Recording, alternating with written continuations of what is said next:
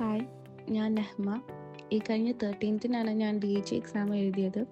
അൽഹംദുലില്ലാ പാസ്സായി. Thanks to Ando sir and team. Ando സാറിൻ്റെ ക്ലാസ് എനിക്ക് നല്ല ഹെൽപ്ഫുൾ ആയിട്ടുണ്ട്.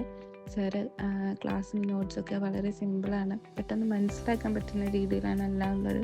അതുകൊണ്ട് തന്നെ നമുക്ക് പെട്ടെന്ന് പഠിക്കാനും പറ്റും. അതുപോലെ എൻ്റെ മറിയാം മാം ആണെങ്കിലും ഒരുപാട് എന്നെ ഹെൽപ്പ് ചെയ്തിട്ടുണ്ട്.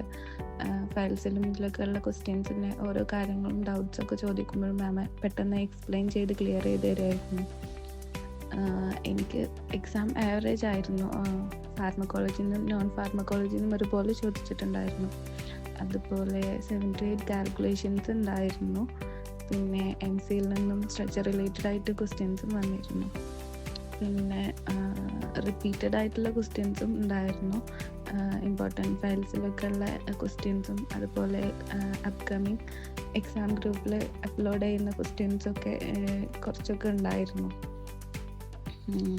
ഇനി എക്സാം എഴുതുന്നവരോട് പറയാനുള്ളത്, ബേസിക് ക്ലാസ്സസ് ഒക്കെ നന്നായിട്ട് മനസ്സിലാക്കി പഠിക്കുക. അതിനുശേഷം ഇമ്പോർട്ടൻറ്റ് ഫയൽസും ബാക്കി ഒക്കെ നല്ലോണം നോക്കുക. ഇമ്പോർട്ടൻറ്റ് ഫയൽസ് ഒരു 3 to 4 times എങ്കിലും റിപ്പീറ്റഡായി പഠിക്കുക. പിന്നെ മോക്ക് ടെസ്റ്റും ഒക്കെ ചെയ്ത് നോക്കണം. ഡൗട്ട്സൊക്കെ ക്ലിയർ ചെയ്തിട്ട് നല്ലപോലെ പഠിക്കുക.